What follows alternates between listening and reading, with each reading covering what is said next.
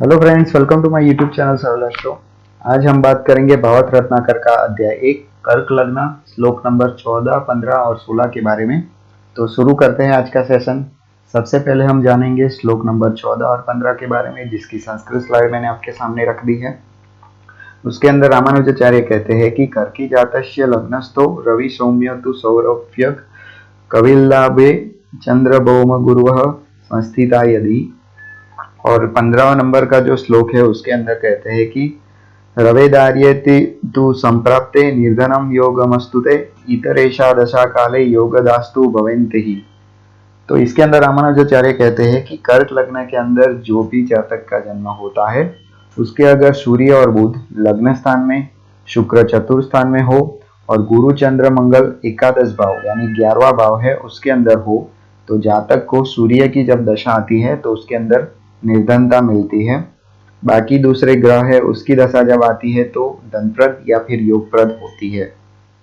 Example के तौर पे हम जानेंगे, इधर कर्क लग्न की कुंडली है, उसके अंदर कर्क लग्न के अंदर लग्न स्थान के अंदर सूर्य बुध है, चौथे स्थान में शुक्र है और 11वें स्थान में गुरु चंद्र मंगल है। तो अगर ऐसी कंडीशन है तो सूर्य की जब दशा आती है तो उसके अंदर जातक को निर्धनता मिलती है और दूसरे ग्रहों की अगर दशा आती है तो वो धनप्रद या फिर योगप्रद होती है। अब ऐसा क्यों बोला गया है तो ये भी जानते हैं। तो कर देखिए, कर्क लग्न के अंदर जो भी जातक जन्म लेता है उसका बुध जो होता है वो व्ययस और तृतीयस होने की वजह से पाप ग्रह होता है। आप इधर देख सकते हैं कि बुध की राशि कौन सी है, तो देखिए बुध है वो मिथुन और तो कन्या राशि का है, कन्या राशि का होता है। तो मिथुन राशि इधर 11वें स्थान में है, 12वें स्थान में है और जो हमारी कन्या राशि है वो तीसरे स्थान में है। तो ये पाप ग्रह माना जाता है तृतीयश और व्ययश होने की वजह से। और सूर्य इधर जो वह है वो धनेश है, सूर्य धनेश होने की वजह से अच्छा माना जाता है। और अब अगर बुध के साथ युति होने की वजह से सूर्य बुध का फल देता है, इसी वजह से सूर्य की जब दशा आती है तब वो निर्धनता देती है। तो देखिए, सूर्य के बारे में भी ये कहा गया है कि बुध जिसके साथ बैठता है वो वैसा ही फल देता है। तो बुध देखिए इधर सूर्य के साथ बैठने की वजह से सूर्य भी बुध के साथ बैठता है, तो बुध जो सूर्य की दशा जब आती है तो वो निर्धनता देती है। गुरु मंगल और चंद्र जो है, गुरु भाग्य से, मंगल योग कारक है और चंद्र है वो लग्न से, तीनों धनदायक ग्रह है और लाभ स्थान में बैठने की वजह से वो अच्छे माने जाते हैं। शुक्र चतुर्थ स्थान में स्वगुरु होने की वजह से वो भी धन लाभ देता है। लेकिन सूर्य और बुध लग्न में होने की वजह से शुक्र अगर चतुर्थ में हो तो वो धन लाभ देता नहीं है।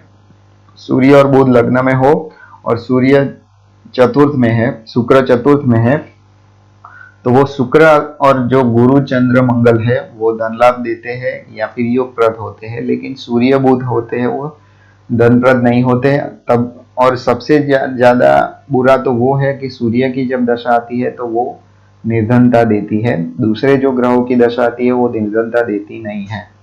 अब बात करेंगे श्लोक नंबर 16 के बारे में। श्लोक नंबर 16 की संस्कृत स्लाइड मैंने आपके सामने रख दी है। उसके अंदर रामानुजाचार्य कहते हैं, गंगा स्नानम कर्किजस्य गुरु सौम्य तु लाभगो शनि राहु पंचमस्तो राहुदाये तु सिद्ध्यति। इसका मतलब यह है कि कर्क लग्न के अंदर जिस किसी भी जातक का जन्म हुआ हो और बुध और गुरु है वो 11वें स्थान के अंदर विराजमान हो और शनि राहु है वो 5वें स्थान के अंदर हो, तो राहु की दशा जब आती है तो जातक को गंगा स्नान होता है। अब एग्जाम्पल के तौर पे हम जानेंगे, इधर देखिए कर्क लग्न की कुंडली है, उसके अंदर 11वें स्थान के अंदर बुध और गुरु विराजमान है और 5वें स्थान के अंदर शनि राहु विराजमान है। तो ऐसी कंडीशन अगर आपकी कुंडली में हो तो राहु की जब दशा आती है तो उसके अंदर आप गंगा स्नान करते हैं। तो देखिए, रामानुजाचार्य ने ये श्लोकों के अंदर सारे जो श्लोक है इसके अंदर गंगा स्नान के बारे में ज्यादा श्लोक क्यों बनाए हैं। तो देखिए, पहले के जमाने में क्या था कि ज्यादा ट्रांसपोर्टेशन नहीं था, सब लोग बैलगाड़ी में या फिर घोड़ा गाड़ी में गंगा स्नान के लिए यात्रा पे जाते थे या फिर कोई धार्मिक स्थान है उसके वहां जाते थे।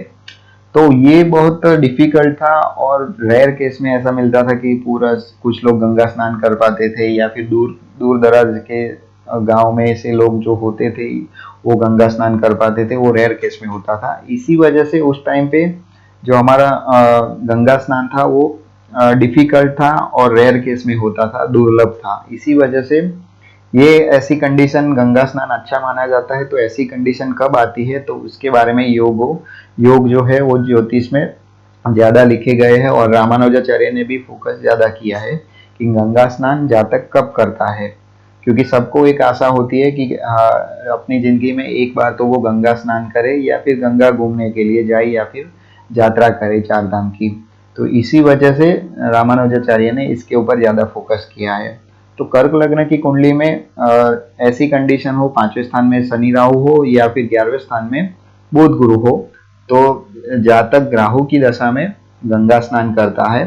तो ऐसा क्यों कहा, तो देखिए राहु जिस स्थान में होता है या तो फिर जिस ग्रह के साथ होता है वैसा वो फल देता है। इधर राहु जो है वो शनि के साथ है और बुध गुरु से दृष्ट है, बुध गुरु उनको देख पा रहे हैं राहु को। इसी वजह से राहु ग्रह शनि बुध और गुरु से प्रभावित है। शनि गुरु दार्शनिक ग्रह है, धार्मिकता का प्रतिनिधित्व करते हैं और धार्मिक कार्यों के अंदर वो अग्रसर होते आगे होते हैं। बुध और गुरु जो शनि के प्रभाव में धार्मिकता दिखाते हैं, और राहु गुरु शनि बुध तीन धार्मिक ग्रह जो है वो प्रभावित होके धार्मिक यात्रा या फिर गंगा स्नान करवाते हैं।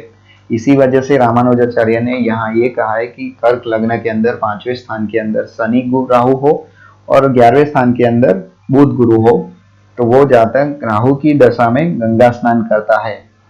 तो आज हमने 3 श्लोकों के बारे में जाना, 14, 15 और 16 के अंदर। तो 14, 15 के अंदर हमने जाना कि कर्क लग्न के अंदर सूर्य बुध लग्न स्थान में, चौथे स्थान में शुक्र और 11वें स्थान के अंदर गुरु चंद्र मंगल हो, तो ऐसी कंडीशन में अगर सूर्य की दशा जब आती है तो जातक निर्धनता पाता है, और दूसरे जब ग्रह है उसकी जब दशा आती है वो उस टाइम पे जातक निधनप्रद या फिर योगप्रद योग माने जाते हैं। और 16वें श्लोक के अंदर हमने देखा कि कर्क लग्न के अंदर 5वें स्थान में राहु और शनि हो और 11वें स्थान के अंदर बुध गुरु हो, तो राहु की जब दशा आती है तो जातक गंगा स्नान करता है।